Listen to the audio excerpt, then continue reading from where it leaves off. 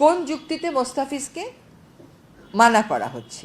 খেলোয়াড়ই কোনো যুক্তিতে মানা করা হলে তো কোনো ব্যাপার ছিল না, যে যুক্তিতে মানা করা হচ্ছে সেই যুক্তিটা তো আসলে আমরা কোনোভাবেই গ্রহণ করতে পারি না। কারণ এখানে একটা সিচুয়েশন আমার জন্য তৈরি করা হয়েছে, আমাকে সেটার বিরুদ্ধে একটা ব্যবস্থা নিতে হবে, সেটার ব্যাপারে একটা ব্যবস্থা নিতে হবে।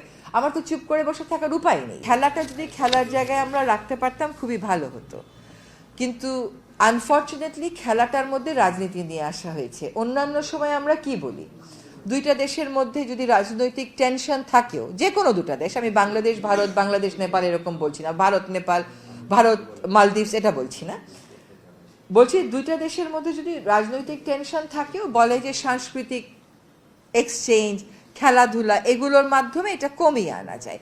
এখানে দেখা গেল সম্পূর্ণ উল্টো কাজটা করা হয়েছে। বাংলাদেশের একটা খেলোয়াড়কে নিশ্চিত করার পরে তাকে রাজনৈতিক যুক্তিতে, যেটা আমরা পত্রপত্রিকায় দেখেছি, বলা হচ্ছে যে ওকে নেওয়া হবে না। তো এইরকম সিদ্ধান্তের প্রেক্ষিতে আমাদের দেশের জনগণেরও তো মনে একটা আঘাত লাগে, তাদের মধ্যেও একটা প্রতিক্রিয়া হয়।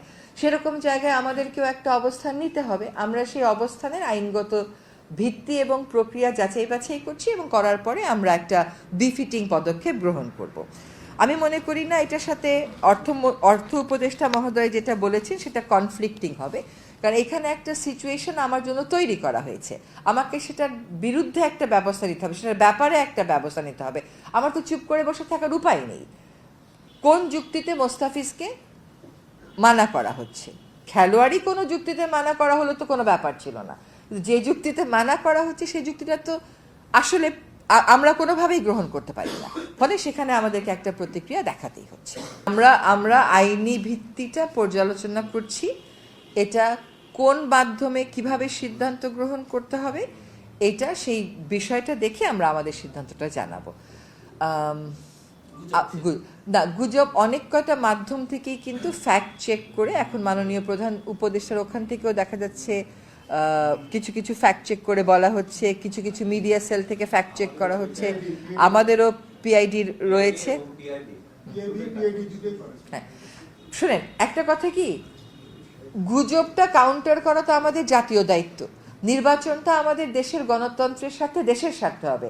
এখন আমরা কোন দেশ থেকে কি গুজব রটাচ্ছে সেটা নিয়ে বেশি পড়ে থাকবো, সেটা নিয়েই বেশি প্রশ্ন করব, নাকি আমরা আমাদের প্রস্তুতি নিব যাতে করে আমাদের নির্বাচনটা হয়, আমাদের দেশটা গণতন্ত্রের পথে যাত্রা শুরু করতে পারে।